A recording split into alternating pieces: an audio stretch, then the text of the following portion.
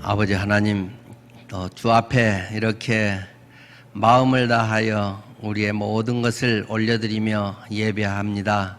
하나님, 저희의 마음을 받아 주시옵소서.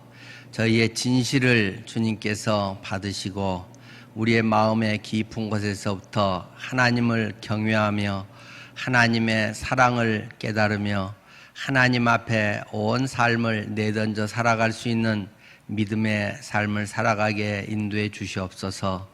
우리에게 베푸신 것이 참으로 많습니다. 하나님, 또 우리가 지금 고통이라고 생각하는 것도 오히려 그 자체가 큰 복이 될 것을 또 믿습니다. 하나님, 지나고 보면 참 우리의 고통이 오히려 더 값진 다이아몬드처럼 하나님 앞에 광채를 나타내고 주님의 연단의 역사임을 보게 하심을 믿습니다. 성령께서 우리에게 깨달음을 주시고 하나님의 말씀이 우리 속에 살아 역사하는 생생한 성령의 체험의 시간들이 되게 하옵소서. 주 앞에 우리의 모든 것을 올려드립니다. 주 앞에 드려진 모든 것들이 복되게 쓰임받게 하옵소서. 예수님 이름으로 기도드립니다. 아멘.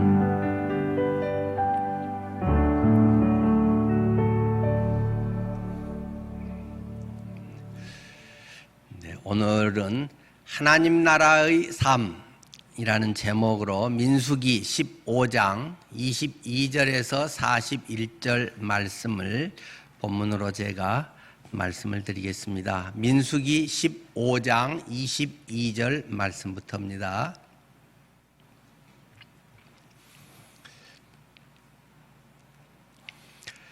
너희가 그릇 범죄하여 여호와가 모세에게 말씀하신 이 모든 명령을 지키지 못하되 곧 여호와께서 모세를 통하여 너희에게 명령한 모든 것을 여호와께서 명령한 날 이후부터 너희 대대 지키지 못하여 회중이 부지 중에 범죄하였거든 온 회중은 수송아지 한 마리를 여호와께 향기로운 화제로 드리고 규례대로 소제와 전제를 드리고 숫염소 한 마리를 속죄제로 드릴 것이라. 제사장이 이스라엘 자손의 온 회중을 위하여 속죄하면 그들이 사함을 받으리니 이는 그가 부지 중에 범죄함이며 또 부지 중에 범죄함으로 말미암아 헌물 곧 화제와 속죄제를 여호와께 드렸습니다. 이스라엘 자손의 온 회중과 그들 중에 거류하는 타국인도 사함을 받을 것은 온 백성이 부지 중에 범죄하였음이니라. 만일 한 사람이 부지 중에 범죄하면 1년 된 암염소로 속죄제를 드릴 것이요 제사장은 그 부지 중에 범죄한 사람이 부지 중에 여호와 앞에 범한 죄를 위하여 속죄하여 그 죄를 속할지니 그리하면 사함을 받으리라. 이스라엘 자손 중 본토 소생이든지 그들 중에 거류하는 타국인이든지 누구든 부지 중에 범죄한 자에 대한 법이 동일하거니와 본토인이든 타국인이든 고의로 무엇을 범하면 누구나 여호와를 비방하는 자니 그의 백성 중에서 끊어질 것이라. 그런 사람은 여호와의 말씀을 멸시하고 그의 명령을 파괴하였은즉 그의 죄악이 자기에게로 돌아가서 온전히 끊어지리라. 이스라엘 자손이 광야에 거류할 때 안식일에 어떤 사람이 나무하는 것을 발견한지라. 그 나무하는 자를 발견한 자들이 그를 모세와 아론과 온 회중 앞으로 끌어왔으나 어떻게 처치할는지 지시하심을 받지 못한 거로 가두었더니 여호와께서 모세에게 이르시되 그 사람을 반드시 죽일지니 온 회중이 진영 밖에서 돌로 그를 칠지니라. 온 회중이 곧 그를 진영 밖으로 끌어내고 돌로 그를 쳐 죽여서 여호와께서 모세에게 명령하신 대로 하니라. 여호와께서 모세에게 말씀하여 이르시되 이스라엘 자손에게 명령하여 대대로 그들의 옷단 귀에 술을 만들고 청색끈을 그 귀의 술에 더하라. 이 술은 너희가 보고 여호와의 모든 계명을 기억하여 준행하고 너희를 방종하게 하는 자신의 마음과 눈의 욕심을 따라 음행하지 않게 하기 위함이라. 그리하여 너희가 이 모든 계명을 기억하고 행하면 너희의 하나님 앞에 거룩하리라. 나 여호와 너희 하나님이라. 나는 너희의 하나님이 되려고 너희를 애굽 땅에서 인도해 내었느니라. 나는 여호와 너희의 하나님이니라. 아멘. 지난 주일은 광복절인 주일이었지요. 그래서 광복에 대한 여러 이야기들이 또 다큐라든가 많은 그 세미나들이 그 언론 등에 많이 보도되는 것을 봅니다. 광복의 기쁨, 오랫동안 식민지 노예화되어 있다가 자유함을 얻는 기쁨은 무엇으로도 비교할 수 없을 것이고, 또 우리 크리스찬들은 구원에 대한 그러한 기쁨, 죄에서부터의 해방, 이런 것을 또 같이 생각해 보게 되는 거죠. 그래서 광복에 대한 1945년 8월 15일에 일왕 히로히토가 항복을 선언함으로 광복을 얻었다라고 하는 것에 대해서 많은 사람들이 광복의 소식을 듣고 기뻐서 거리로 나와서 태극기를 흔들고 만세를 부르고 굉장한 기쁨과 자유를 표현했다라고 하는데, 요새 많이 이야기하는 것은 그렇게 해서 나온 사진들이랑은 다 그 뒷날 16일의 이야기지 15일에는 그런 일 거의 없었다라고 이야기를 합니다. 왜 그런가? 일왕 히로히토가 발표한 것에 대해서 거기에는 항복이란 단어는 한자도 없습니다.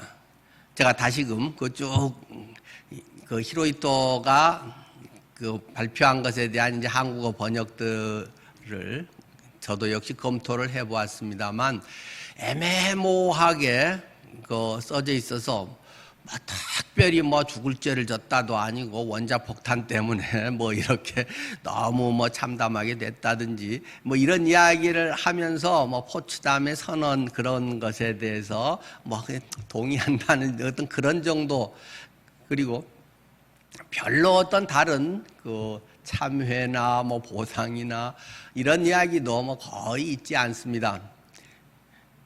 읽어드리려다가 설교 시간에 너무 길 것 같아서 읽어드리지 않고, 이따가 카톡방에 그 내용들을 한번 올려보겠습니다.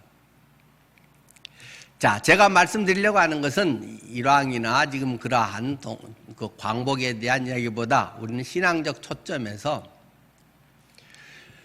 항복이라고 일왕이 사실은 한 건데 사람들은 그것을 잘 알아듣지 못했다는 것입니다. 또 그때 라디오 복음률도 물론 많지는 않았고 그 녹음해서 한 것이 찌지직거리기도 하고 약간은 그 히로히토가 울먹인 것들도 있고, 그래서 일본 사람들조차도 또 말 어투도 궁중체로 그 말을 했기 때문에 일본 사람조차도 이게 뭔지를 명확하게 사실은 파악을 당시는 못했다고 그래요. 이제 나중에 국제적인 이런 것들에 이제 해석이 되고, 항복한 거다. 항복을 저렇게 그 고상한 척 자존심 세워가면서 저렇게 쇼하면서 한 거다. 이제 이러니까 뒷날 만세하고 이제 전국에 터져 나왔다는 것이죠. 그런데 우리의 복음은 성경이 말하고 있는 그러한 내용들은 명확합니다. 그렇게 구렁이 담 넘어가듯이 얼렁뚱땅 진리의 문제, 하나님께서 우리에게 말씀하신 것들이 대충 그래서 머리 좋아야 알고 연구를 많이 해야 알고 그런 것이 아니라 그냥 금방 읽어도 알 수 있을 만큼 명확하게 하나님께서는 우리에게 딱딱 집어서 말씀해 주신 것이기 때문에 그것을 통해서 우리가 자유를 얻고 우리의 삶이 거듭나고 우리가 하나님의 놀라운 은혜와 능력으로 들어가는 것은 아주 쉽다라는 것입니다. 다만 본인이 진지하게 간절하게 그러한 자신의 상태를 제대로 깨닫고 내가 노예 상태구나, 이 식민지에서 빨리 벗어났으면 하는 그런 갈망이 있고 조국의 광복을 향하는 그러한 어떤 그 자금을 보내고 때로는 만주까지 가서 그 중국 임시정부까지 가서 자신이 목숨을 내걸고 광복 운동에 거기 자신을 내던지고 이러한 사람들은 그것에 대한 기쁨이 엄청날 것이고 그냥 지내다가 뭐 해서 언제 때가 되면 뭐 되면 좋겠지 그런 사람들은 뭐 별로일 거고 그것은 천차만별이겠습니다마는 우리의 성경에서 하나님이 우리에 대한 자유, 우리의 죄에 대해서 해방시켜 주는 것은 너무 쉽고 명확하고 그것을 갈망하는 자들은 회개하고 주님께 나오는 자들은 모두가 구원을 받고 모두가 자유함을 얻는다. 다만 그것을 정도에 따라서 그때 깨닫고 확 뒤집어지듯이 너무 감격스럽고 놀라운 사람들도 있고 아직은 얼떨결해. 저거 뭐지? 뭔가 좋은 것 같긴 한데 뭔가 지금하고는 달라졌는데 하면서 점차 남들이 해석해 주는 거 이제 그러고 생활해 가면서 뭐 교회 다니면 좋아지겠지 해가지고 조금씩 나아진 사람도 있고 천차만별이겠죠. 자, 오늘 우리가 말씀드리려는 것은 하나님 나라의 삶, 하나님 나라의 하나님 백성으로서의 삶을 지식과 교류와 광복됐다가 정도가 아니라 내가 그것을 자유인으로서 자주민으로서 살아갈 수 있는 그러한 기반이 완전히 선포된 것 그리고 그것을 누리는 것 이것들이 우리의 오늘의 삶에서도 매우 비슷하다는 것입니다. 많은 사람들이 하나님은 명확하게 선포를 다 해주었는데도 그냥 비슷비슷하게 살아가고 처음에는 막 기뻤다가 나중에는 다시 현실의 문제로 아주 쫄아들어가지고 다시 그냥 옛날하고 비슷비슷하게 살아가는 그런 경우가 허다하다는 것입니다. 예수 그리스도의 십자가와 부활이 우리의 모든 것을 해결했다. 그리스도의 부활의 능력이 그리스도의 십자가의 피가 우리의 모든 것을 완벽하게 다 끝장내버렸다. 예수님께서 다 이루었다는 것을 너무 잘 알지만 삶에서는 별로 경험하지 못하는 맨날 남들 하는 똑같은 문제 똑같은 현실적 것으로 찌들어져 있어가지고 밤낮 그거 해결되면 와 했다가 그런 것이 또 생기면 아이고 했다가 믿는지 안 믿는지 하나님 자녀인지 자녀가 아닌지 기준점조차도 없어져 버리는 그런 경우가 허다하게 생긴다는 것입니다. 지난주에 저는 예배 삶에 대해서 말씀을 드렸습니다. 예배 삶. 그때 이런 내용이었죠. 이스라엘 백성들이 출애굽을 해서 막 기뻐 좋아 난리를 치다가 곧 가나안이다 하고 가나안 정탐에 대표자들을 보내는데 그 똑똑하고 대표자로서 뭔가 앞서는 성공했다는 그런 사람들 리더라고 하는 사람들이 기껏 정보에는 밝았지만 학벌은 좋았지만 그들이 뭔가 아는 것은 많았지만 그것은 하나님의 알미 아니고 하나님이 주신 그들의 삶의 그 능력과 하나님에 대한 믿음에 의한 것이 아니고 세속적인 세상에 속한 단지 그런 자격증 그런 것에 대한 세상적 스펙만 잔뜩 쌓은 사람들이 그것을 보고 오히려 지극히 소심해져 버리고 지극히 믿음 없는 모습으로 울며 사람들을 오히려 나쁜 영향만 끼쳤다는 것입니다. 그래서 그들에게 하나님께서 진노하시고 그들은 즉각 공개 처형이 돼서 10명은 싹 죽어버렸다라는 굉장히 끔찍한 이야기가 성경에 기록된 말씀들을 드렸습니다. 그러고 나서 너희들이 이제는 이렇게 40일 정탐한 것에 1일을 1년으로 쳐서 40년간 너희들은 광야 방황을 하고 그것에 갈 수 없다. 그런 믿음으로는 도저히 할 수 없다. 그냥 백성이 됐다고 그 교회 도장만 찍고 문턱만 왔다 갔다 한다고 되는 거 아니다 하는 하나님의 그런 말씀.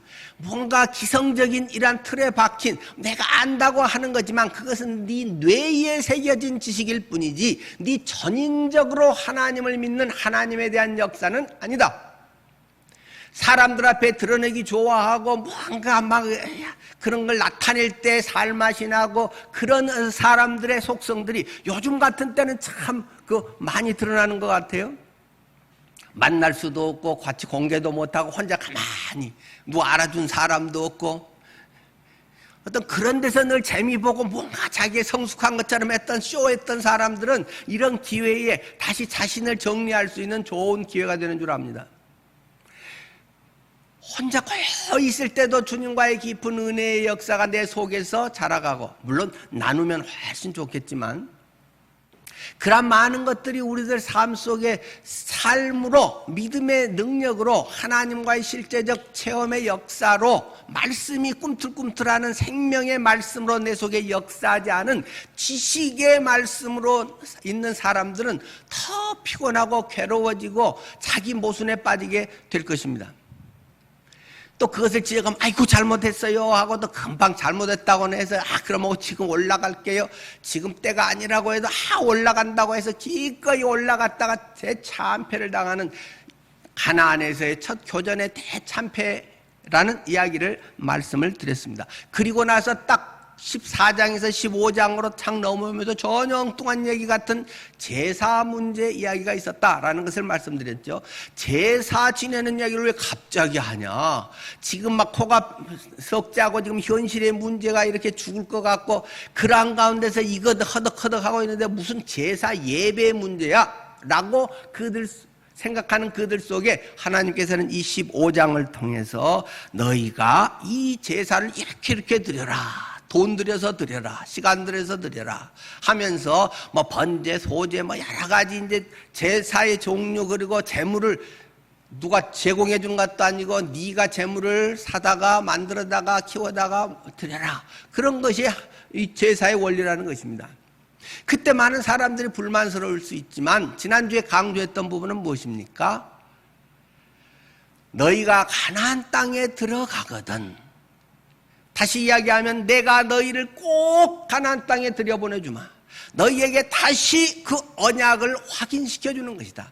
예배를 할 수 있다는 것, 제사를 하나님께 드릴 수 있다는 것은 너희가 하나님의 백성이라는 사실, 너희가 원망과 불평과 잘난 체하고 교만하고 고상한 척하면서 속에는 썩어져 있고 이러한 너희들의 모습들이 예배를 통해서 드러나고 그것이 하나님 앞에 정결하게 되고 가나안 땅에서 그렇게 살아가며 그 예배의 삶을 살아가는 것, 그것은 가나안 땅에 내가 꼭 보내주마. 니들은 받을 만한 그릇이 안 되기 때문에 40년 동안 광야에서 대부분 죽겠지만 20살 이하 그들은 내가 네 자식들 그렇게 아낀다며, 네 자식을 위해서는 다 바칠 수 있다며 네 자식들은 꼭 보내주마 하는 것이 제사의 약속, 이 제사를 드리는 것에 대한 구체적 내용이었다 하는 것을 말씀을 드렸습니다.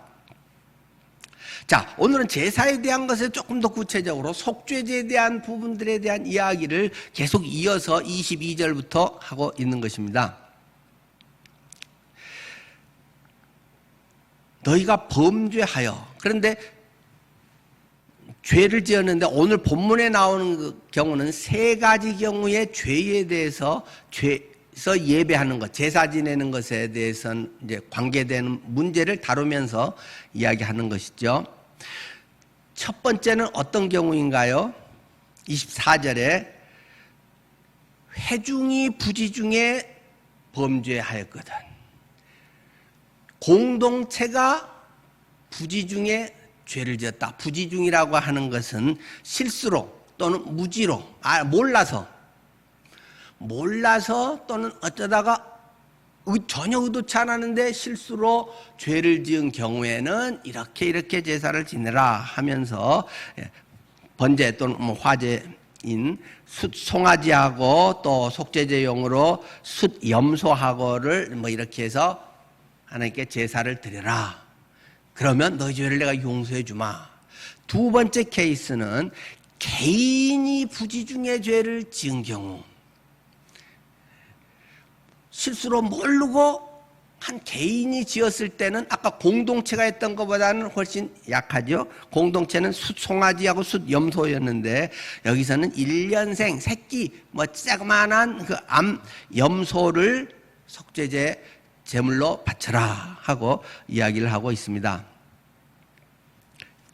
이 모세오경 전체의 율법에서 보면 이제 오늘 본문에서는 이렇게 간략하게 더 나와 있습니다만, 그러나 내가 개인적으로 죄를 짓고 정말 그것에 대해 참여를 하면서 절대 그러지 않겠습니다라고 했지만, 암염소 살 돈이 없는 가난한 사람들이 있잖아요. 그런 사람은 어떨 것인가? 뭐 그런 경우에는 산비둘기나 집비둘기 가지고 하나님께 제사를 지내라. 또 이런 이제 조금 더 보완적 세부 조항들이 전체적으로는 나와 있죠.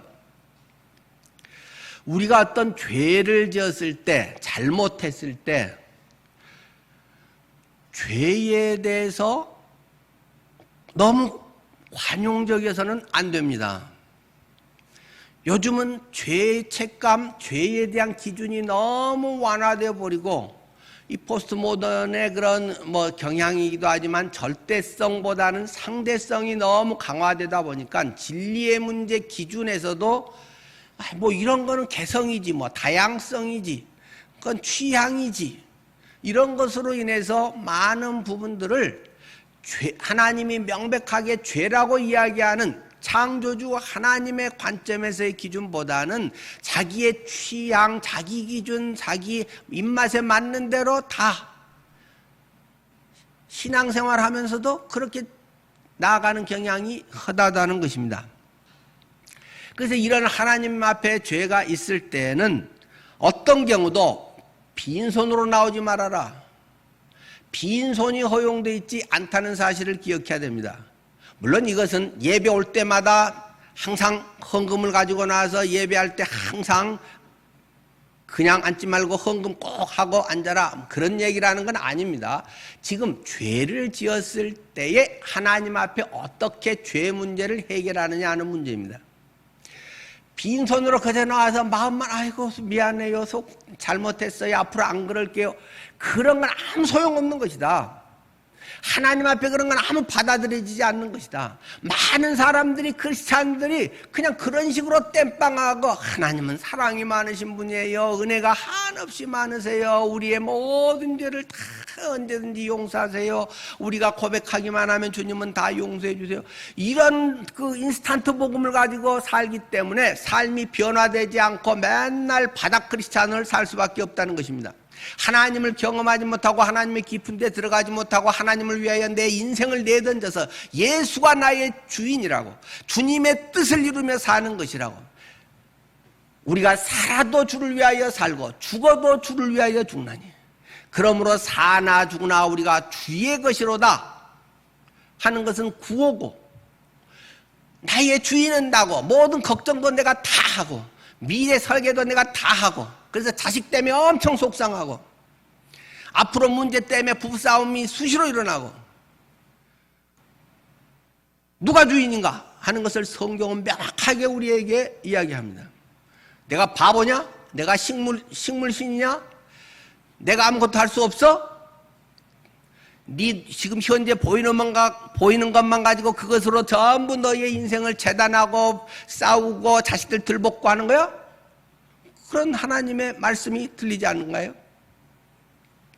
물론 죄를 지었을 때 지금 철저하게 죄에 대해서 문제를 해결하는 것입니다. 빈손으로 오지 말라는 것입니다. 이것은 무엇입니까? 꼭 헌금을 갖고 와야 된단 말 아니라는 말씀을 드렸습니다. 물론 헌금은 굉장히 중요한 것이고, 마음에 요즘 같은 시대에 돈이 우상이기 때문에, 돈이 얼마나 좋습니까? 얼마나 능력이 있습니까? 돈으로 할 수 있는 것이 얼마나 많습니까? 돈 있으면 정말 좋은 일 많이 할 수 있는 시대이기 때문에 돈은 굉장히 중요하고, 돈은 나의 피와 땀이 담긴 나의 생명의 일부인 것이 분명합니다. 그러나 그것이 목적, 초점 자체가 아니라, 빈손으로 오지 말고 재물을 가져와라, 송아지를 가져와라, 염소를 가져와라, 암염소를 가져와라, 그것도 만약에 안 되면 산비둘기, 집비둘기라도 가져와라. 어떻게 하려고요? 잡아 죽여라, 피를 흘려라. 피를 통해서 내 죄가 얼마나 끔찍한지를, 내가 그냥 조금 아이고 용서해 주세요, 잘못했어요, 이제 앞으로 안 할게요 하고 또 싸우고 또 죄짓고, 이러한 것들이 나 때문에 이 바들바들 떨면서 이 동물들이 죽어가는 모습을 보면서 내가 죽일 놈이구나, 나 때문에 얘들이 하는구나, 뼈저리게 느끼라는 것입니다. 제사에서 나중에 오지만 양을 잡아서 각을 뜨고 뼈를 추리고 하는 것은 누가 합니까? 제사장이 하는 것이 아니고 그걸 가져온 죄인이 하는 것입니다.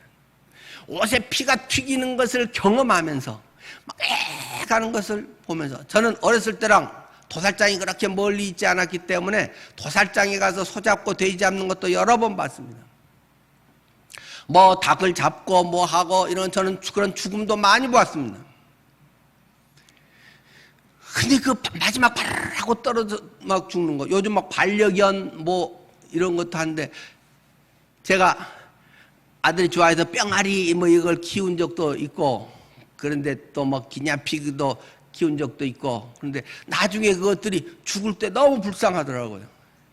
바르르 조그만한 뿅아리 학교 앞에서 사온 거, 그것도 마지막 죽을 때 추워서 떠는 것 같아서 드라이로 이렇게 해서 체온으로 올려주려고 하고, 너무 가까이 하면 또 뜨거울까봐 거리가 이 정도 좋을까 어떨까 하고 참 몇 시간을 그렇게 해서 살리려고 했는데, 결국은 그날 죽더라고요.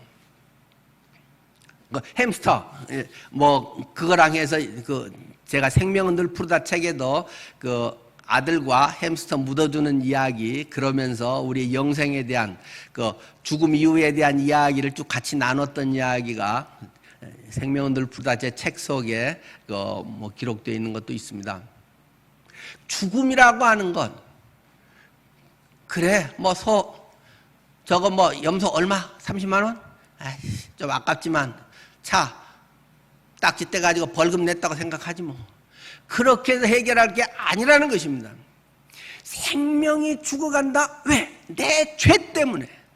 내가 잘못해서 멀쩡한 다른 생명을 때려주기 위해서, 찢어주기 위해서 피가 나는 것을 보면서 다시는 내가 이러면 나는 사람 새끼도 아니야, 그런 마음을 뼈저리게 느끼라는 것입니다.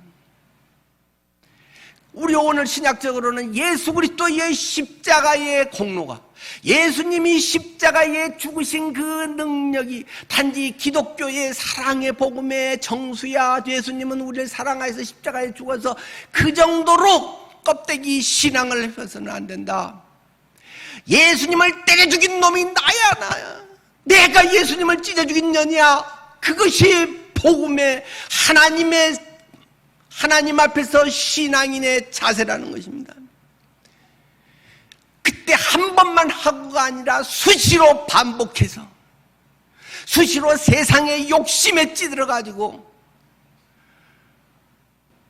부지 중에라도, 의도한 건 아니었지만 또 친구들하고 그런 얘기, 동창회 갔다 와서 부럽고, 야 누구는 저런 집 샀는데 나는 못하고 그런 것이 너무 해갖고 속상하고 어쩌고 저쩌고 해가지고는 서로 와서 싸우고 하리라는 것입니다. 예수님의 십자가, 그것은 한 번으로도 족하다. 십자가의 은혜와 주님의 공로에 대한 것을 한 번으로도 평생 내 가슴에 담고 한 번 못 박아 죽인 이 죄인이 주님 앞에 어떻게 살아야 합니까? 그러나 우리는 때로 별로 영리하거나 별로 지혜롭지 못하는 것이 인간이라는 종자이기 때문에 부지중에 반복할 수 있다는 것입니다. 1년에 한 번이라도 반복할 수 있다는 것입니다. 어떤 사람은 10년에 한 번이라도 또 그런 짓을 할 수 있다는 것입니다.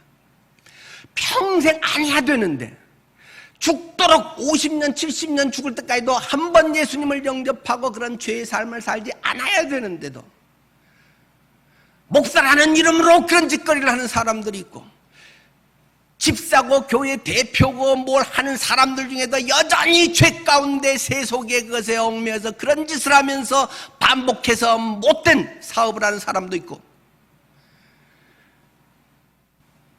하나님 나라에서의 삶은, 예배의 삶은 빈손으로 가면 안 된다. 예수의 피를 힘입어서 가야 된다. 예수님이 나를 위해서 얼마나 고통스럽고 얼마나 큰 벌을 받으셨는가. 모든 우리의 죄악, 모든 나의 죄악을 뒤집어 쓴 저주의 형틀 십자가. 다시는 예수님을 내가 십자가에 못 박지 아니하리라. 그것을 부지중에 모르고 실수로 그냥 하다 보니까 그렇게 된 것에 대해서 철저하게 하나님 앞에 재물을 가지고 주님의 보혈을 힘입어서 주님 앞에 피눈물 흘리며 나와야 하는 것이 예배입니다. 예배 내가 좋아하는 찬양 나오면 좋고, 뭐 설교가 좀 재밌으면 좋고, 아이고 뭐 어떻게 해서 뭐 옆에 끝나고 뭐 하면 좋고, 지극히 인본주의적인 예배, 내게 입맛에 맞는 예배,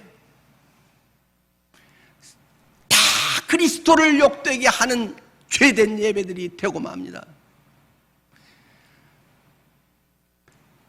부지 중에 공동체가 그런 짓을 할 수 있다. 부지 중에 내 어떤 개인이 그런 짓을 할 수 있다. 그럴 때 그에 맞는 지불을 해야 한다. 빈손으로 나오지 말아라. 물론 그리스도의 보혈을 가지고 나와라, 십자가를 의지하고 나오라는 말도 되지만은, 그건 뭐 주님이 다 해놨으니까 돈 안 드니까 뭐 그러면 되네, 주님 감사해요, 십자가 은혜 감사해요, 이런 입산 가짜 복음, 잘해야 인스턴트 복음, 그것을 하는데 돈 들이고 시간 들이는 것이 아까울까? 그것이 계산이 막 돼가지고 나오는 것인가? 그럴 수 없다는 것입니다. 주님을 위해서 사는, 그것이 물론 교회당 안에서냐 밖에서냐 그것을 지금 초점에 두고 있는 것이 아닙니다. 너의 삶이 주님 안에서 거듭난 것이, 다시 예수 그리스도로 인하여 태어난 것이 삶의 목적과 삶의 방법과 너의 주어진 앞으로의 모든 삶이 건강하게 오래 살게 해주세요. 그것도 괜찮은 거지만 그게 그리스도인의 좋은 기도인가요? 나쁜 기도는 아니지만 그게 우리들의 목적이 되어서야 되겠습니까? 물론 아플 때는 당연히 낫게 해주세요, 그런 것이지만 우리의 삶이 건강하게 뭐 9988 뭐 34 어쩌고, 그게 크리스찬의 삶의 목표인가요? 희망사항은 될 수 있을 것입니다. 성경은 우리에게 그런 것을 이야기하고 있지 않습니다. 수많은 믿음의 사람들, 순교자들은 문제가 있는 사람들이 될까요? 우리들의 가치관을 바꿔놓는 아주 좋은 샘플들입니다. 끔찍한 죽음의 체험, 반드시 죄는 대가를 지불해야 된다는 것을 뼈저리게 가르쳐주는 사건들이 이러한 제사, 예배를 드리게 하는 것입니다. 여러분이 예배를 드리면서 뭔가 죄나 삶이 잘못되고 있는데도 회개가 없이, 오늘 예배 드렸다, 11시 예배에서 뭐 목사님이 오늘 제목은 하나님 나라의 삶이래, 그걸 알면 뭐 하겠습니까? 야, 예화 뭐가 참 재밌었어, 참 예화가 마음에 오래 남아, 그런 것은 자기개발 책에도 얼마든지 있습니다. 그런 건 더 감동적으로서 책 팔아먹는 사람들이 훨씬 잘합니다. 나의 지금 삶의 좌표, 나의 삶의 모습이 그리스도의 십자가라고 하는 선글라스를 통해서, 빨간 그리스도의 보혈을 안경을 통해서 보여지며 그것이 해석되며 그 속에 하나님이 역사하시고 나의 삶의 길이 보여야지.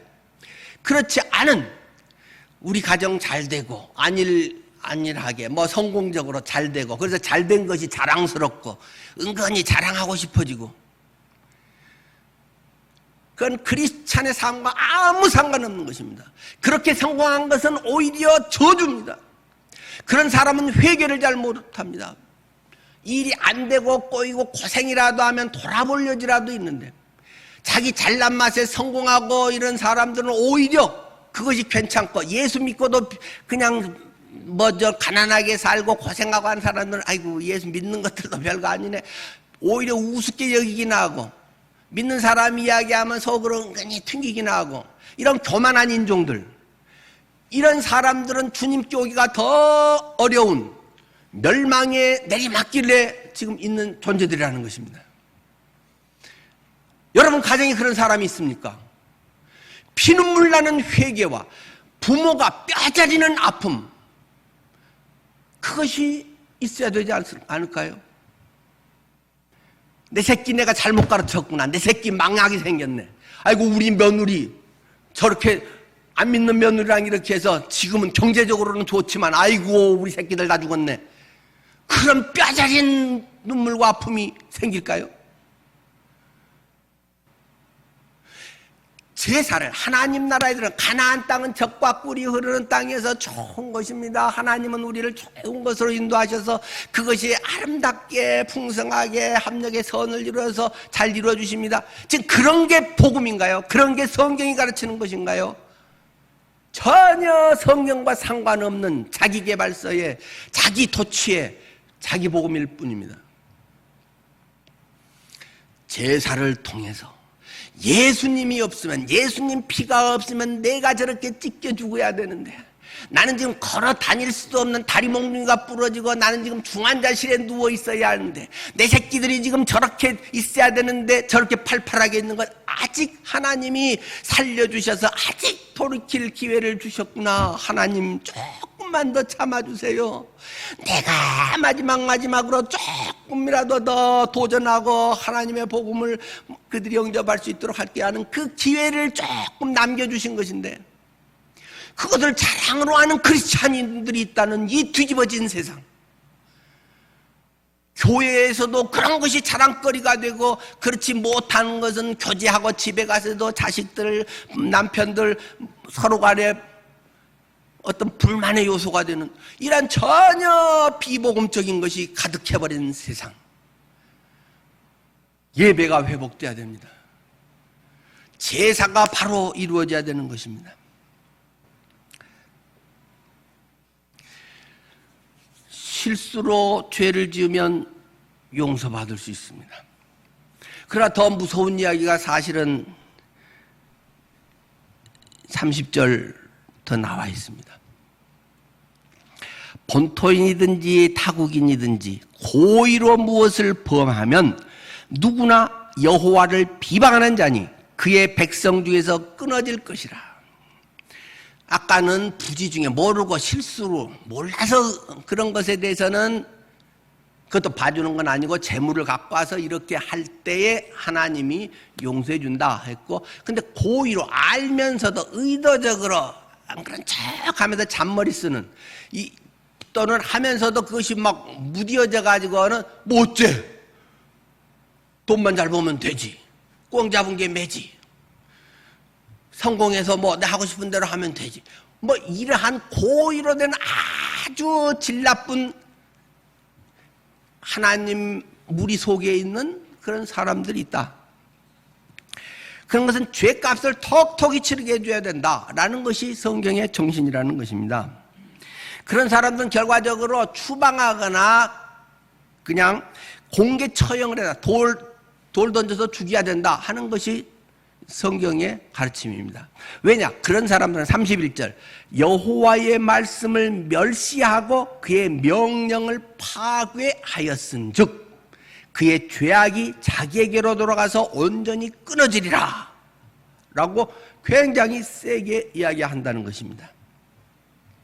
고의로 하나님을 대적하고 고의로 하나님을 무시하고 자기의 것을 세우려고 하는 사람들, 예배가 없는 사람들, 그리스도의 피 앞에 처절한 피눈물과 회개로 주님을 주인으로 모시지 못하고 자기가 여전히 잘나서 자기 멋대로 살아가는 이런 사람들은 하나님을 멸시하는 행위다.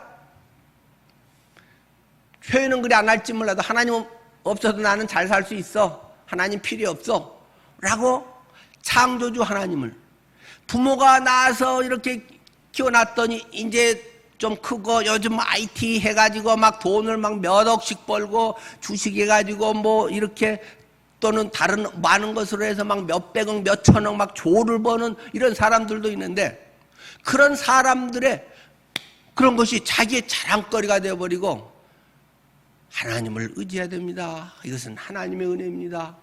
그런 것이 아니고 이렇게 해서 됐어요. 뭐 기회를 잘 잡았어요.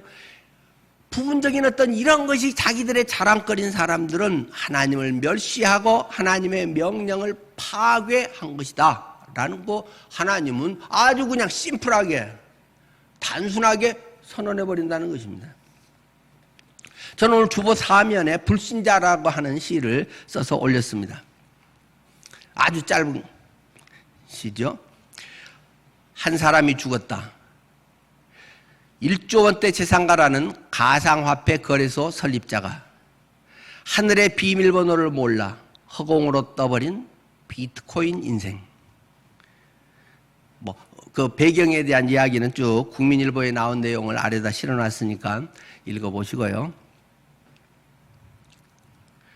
한 사람이 죽었다. 지금 저는 이 개인을 얘기하려는 거 아니죠. 어떤 이름, 하나님 앞에 생명책에 이름도 기록되지 않은 그냥 한 사람입니다. 그 사람은. 우리는 보혈을 힘입어서 김효현 하고 생명책에 이름이 기록되어 있지만 그냥 한 놈 죽었네? 그게 예수가 없는 생명책에 기록되지 못한 존재들의 모습입니다. 세상에서는 와 대박이다 41살 나이에 1조 2천억의 비트코인을 하고 가상 화폐 거래소 설립자가 되고 대단하다고 이 루마니아인에 대해서 세상은 칭송을 하는데 그는 비밀번호를 모른다는 거예요. 그냥 갑자기 익사해 버렸기 때문에 어디서 났겠지만 어디 어떻게 해놨는지를 모른다는 거죠. 에덴에서 하나님은 처음에 아담과 하와의 하늘의 비밀번호를 가르쳐 주셨습니다. 또 성경을 통해서 오늘날에도 죄 지은 인간에게 다시금 예수 그리스도의 보혈을 통해서 내가 곧 길이요 진리요 생명이니 나로 말미암지 않고는 아버지께로 올 자가 없느니라. 다른 이로서는 구원을 얻을 수 없나니 천하인간에 구원을 얻을 만한 다른 이름을 너에게 주신 적이 없느니라. 명확하게 하나님께서 성경에 기록했는데 많은 사람들은 이 비밀번호를 모릅니다. 구원의 이 비밀번호를 모릅니다. 하늘의 비밀번호, 세상의 비밀번호는 어떻게 적어놔서 대부분의 비트코인 가진 사람들이 알겠지만 그것이 대박나고 오르락내리락 하는 인생의 모습을 대변해 주는 거 아니겠어요? 하늘의 비밀번호를 몰라서 결국 죽고 나니까 살았을 때는 저 사람 비트코인에서 1조 2천억의 부자야 라고 했는데 허공으로 떠버렸다는 것입니다. 그런 인생은 하나님 앞에 아무 인정을 받지 못한 허공에 떠버린 인생입니다. 다리가 반석에 붙어 있지 아니하고 그런 인생들은 하나님 앞에 그냥 바람 불면 날아가는 허개비들이라는 것입니다. 결국 그것은 비트코인 인생이다. 가상화폐다. 요새는 화폐라는 말도 좀 좋지 않다. 그래서 가상 재산이다. 디지털 재산이다. 암호 재산이다. 라고 이제 표현하잖아요.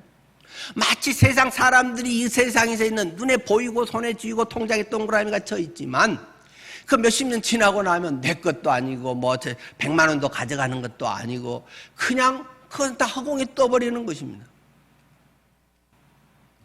불신자들의 모습.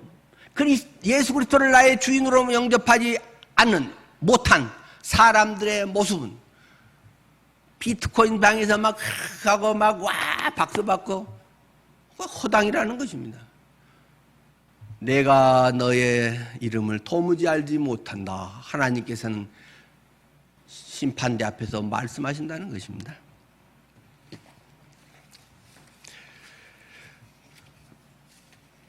하나님을 멸시하는 사람들, 하나님의 명령을 파괴하는 사람들, 이들에 대해서는 하나님의 준엄한 심판을 예고하고 있습니다. 한 예를 들어서 이런 케이스를 32절에서 36절까지 이야기하고 있죠. 이것이 이제 너희가 가나안에 들어가면 진짜 이렇게 사는데 그러나 여기 광야 생활에서도 이렇게 해라 하고 지금도 이렇게 할 것을 말씀하고 있는 것 같죠. 그래서 이 광야에서도 거류할 때에도 안식일에 어떤 사람이 나무하러 갔다. 안식일은 이러지 말라고 했는데 이래야 먹고 살지요. 그래야 부지런한 거 아니에요. 그래야 인정받는 거 아니에요. 별 좋은 소리 다 해가면서 나무하러 갔다. 난 도둑질한 것도 아닌데 딴 사람이 보고 하나님이 안식일에는 거룩히 지키라고 하고 하지 말라고 했는데 저 사람 나무하러 갔어요. 그래? 근데 아직은 이 초기니까 모세도 어떻게 해야 되는지 구체적으로 아직 모세 율법에 613개 다 받은 건 아니니까 그러면서 기도해 볼게. 그러니까 하나님 말씀하시던 그래? 때려 죽여야지. 그게 하나님의 대답이라는 것입니다. 35절 여호와께서 모세에게 이르시되 그 사람을 반드시 죽일지니 온 회중이 진영 밖에서 돌로 그를 칠지니라. 돌로 때려 죽여라. 와, 하나님은 너무 무서워요. 그 사람들은 그대로 끌어다가 돌로 명령하신 대로 하니라가 36절 말씀입니다. 여러 번 공동체에서의 죄를 이야기했습니다. 한 사람 그러기 시작하고 또 한 사람이 해서 하루 종일 어떤 사람은 일하고 누구는 반나절 일하고 나는 그래도 잠깐 해서 몇 시간 일했는데요. 온갖 케이스가 막 다 나오기 시작하고 나무가 아니라 그것은 나중에 가서 이제 상추 뜯으러 갔는데요. 별별 케이스를 다 만들어서 합리화시키는 것이 우리들의 본성이라고 하는 것입니다. 그래서 하나님께서 아예 싹을 잘라야 된다. 공동체에 들어오는 작은 죄 그런 것들을 인정사정 보면 안 된다. 사람들은 너무 인정이 많다. 저도 너무 인정이 많아가지고 참 가끔 괴롭습니다.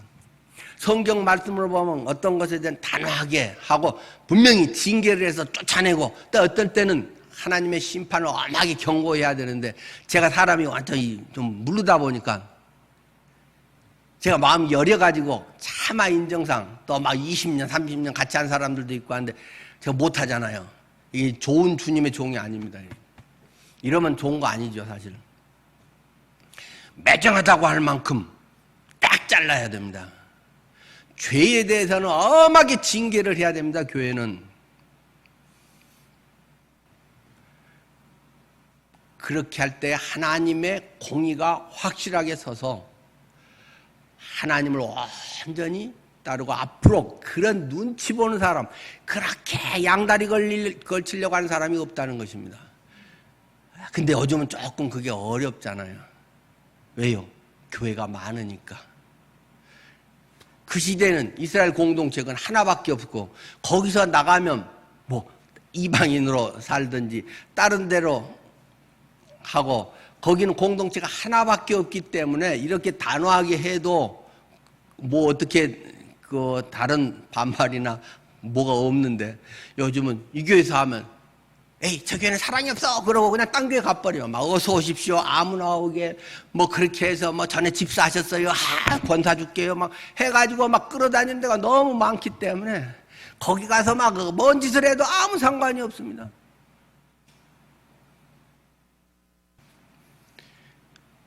너무 자유로워진 내가 주인 되어버린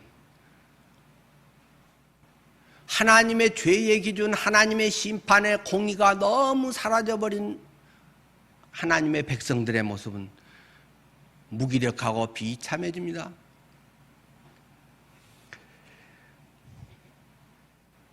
예배는 나의 바닥에서부터 하나님을 대면해서 하나님 앞에서의 나의 모든 것을 정화하고 하나님의 은혜 가운데 그것을 새롭게 거듭나게 해야 되는 것입니다. 날마다 그것이 말씀을 통해서 기도를 통해서 오늘 우리 윤순자 집사님 기도할 때 마음에 감동과 울먹이면서 하는 그 내용들이 막 마음에 스며들대요.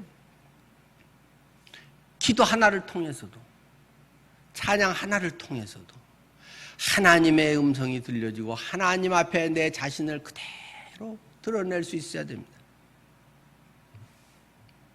설교 듣기 위해서 예배하는 사람들이 많습니다. 타락한 것입니다.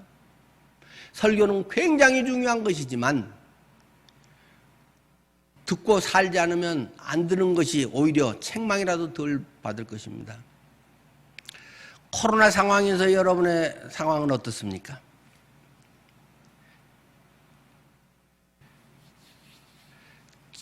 지금 이 순간 여러분은 어떤 모습으로 집에서 예배를 드리고 계십니까? 아주 훌륭하게 간절한 마음으로 더 전에 교회에서 습관적으로 하다가 그때 잘 못했는데 정말 이런 상황이 되다 보니까 그때가 너무 귀하구나. 내가 지금 이렇게라도 정말 주님 앞에 해야지 하고 더 아름답게 하는 분도 있을 것입니다.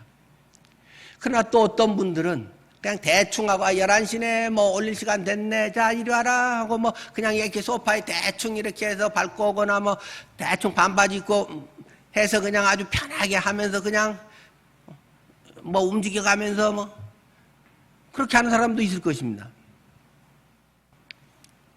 태도도 중요하고 하나님 앞에 나의 삶의 예배가 정말 내 자신을 깊이 들여다보고 하나님의 보혈의 공로, 부활의 역사가 내 속에 일어나는 그런 예배가 되도록 해야 할 것입니다.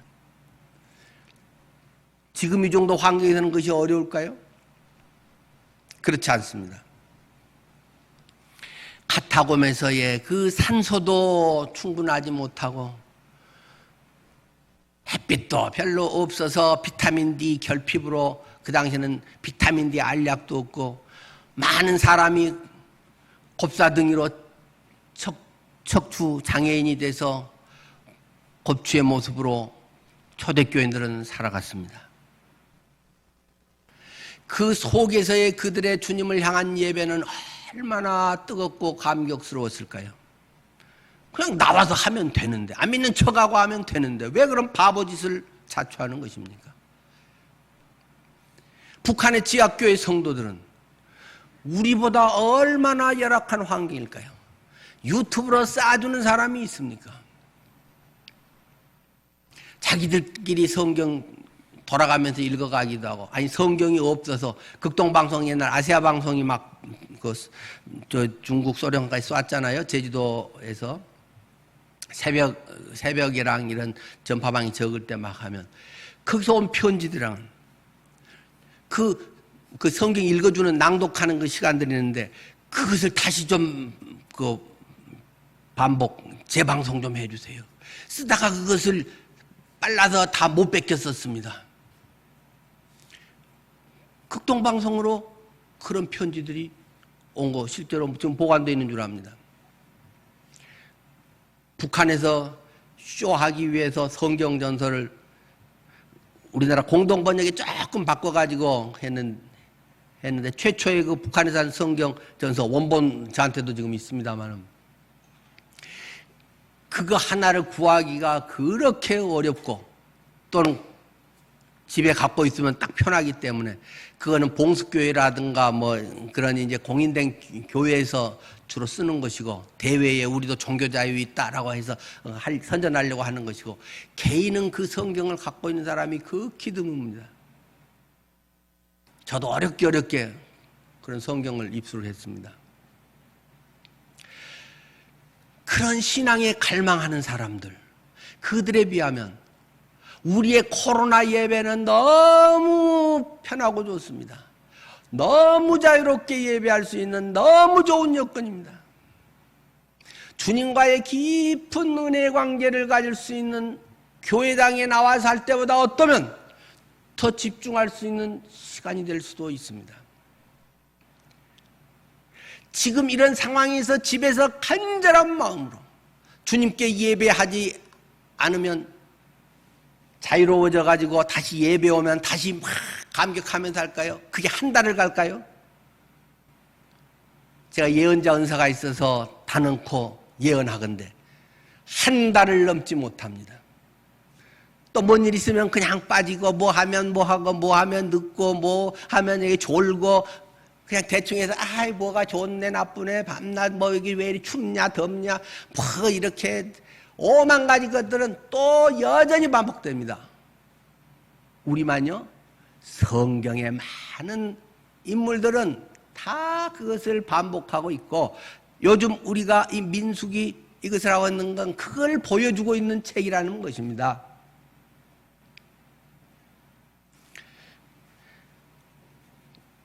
우리는 하나님의 말씀을 준엄하게 받아들일 수 있어야 됩니다. 하나님은 사랑의 하나님 아닙니다. 하나님은 공의의 하나님입니다. 그런데 그 공의의 하나님이 어떻게 사랑의 하나님이 됩니까? 예수 그리스도의 보혈, 그리스도의 희생 죽으심으로 사랑의 하나님이 되는 것입니다. 재물을 갖다 바치고 그것이 찢어 죽임을 당하고 피가 튀기고 내 옷 막 잘 지워지지도 않은데, 요새는 뭐 구연산하고 뭐 베이킹 소다랑 뭐 한 세 가지 섞어 쓰면 뭐 잘 지워진다고 하는데, 그런 것도 없는 시대에 그냥 빡빡 문대 가지고 그 피 한 번 한 건 계속 혈흔이 남아 있고, 그러면서 처절하게 죄에 대해서 회개하고 하나님 앞에서 거룩하게 살려고 발버둥 쳤던 사람들이 그래도 그 시대 사람이라는 것입니다. 마무리하겠습니다. 고의적으로 죄 진 것은 재물 갖고 와도 소용없어. 그거는 네 장난하는 거지. 이게 뭐 한두 번이야? 회개한다고 뭐 해도 쫄쫄 짜고 어쩌고 하더니 이게 몇 달을 못 가면 네가 하나님하고 장난치는 거야?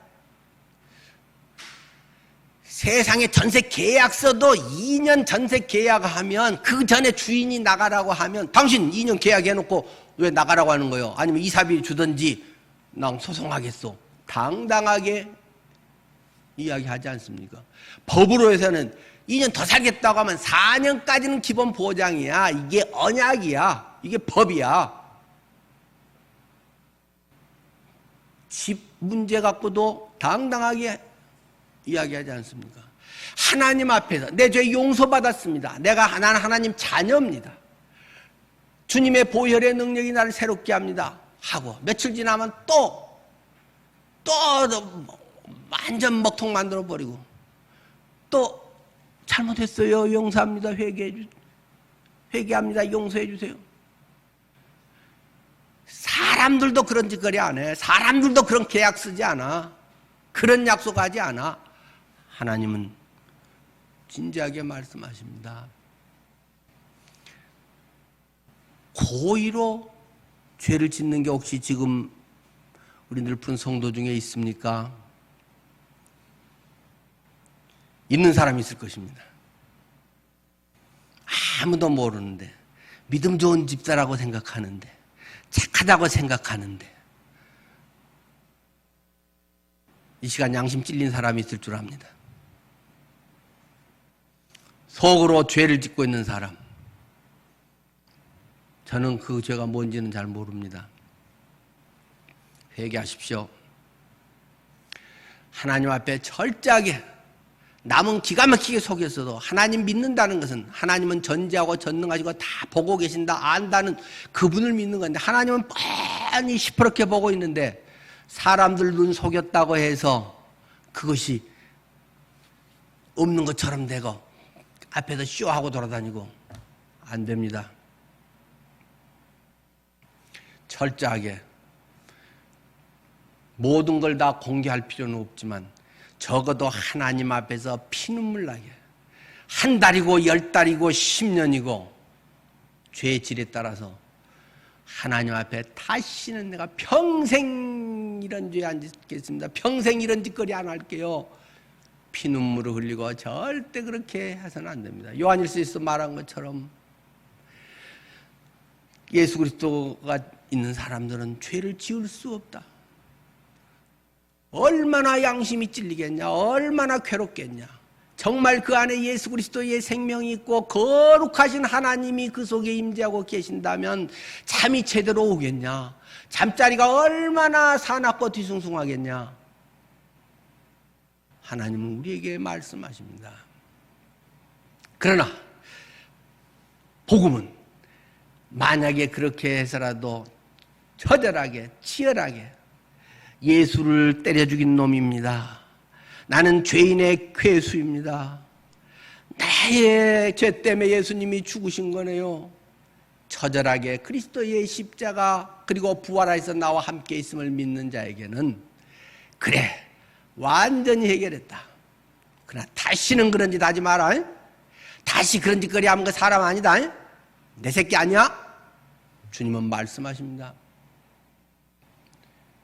히브리서 6장에도 있고 요한복음 8장에도 있고 수없이 한 번 구원은 영원하기 때문에 무슨 짓거리 해도 다 천국 가.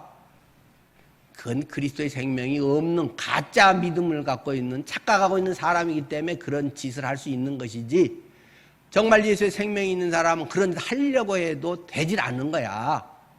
얼마나 양심이 찔려서 얼마나 강심장이면 그걸 막 한 달을 버티고 있겠냐. 그게 성경의 가르침입니다. 여러분들의 삶이, 하나님 나라의 삶이 거룩함 속에 경험되기를 축원합니다. 기도하겠습니다. 저는 언어가 너무 점잖아서 가끔 고민스럽습니다. 오늘 조금 센 단어 몇 단어가 있었습니다마는 선지자들의 예언서의 기록은 얼마나 신랄한지 모릅니다. 개역 성경이 굉장히 그나마 점잖게 번역을 해 주어서 그런 것이고요.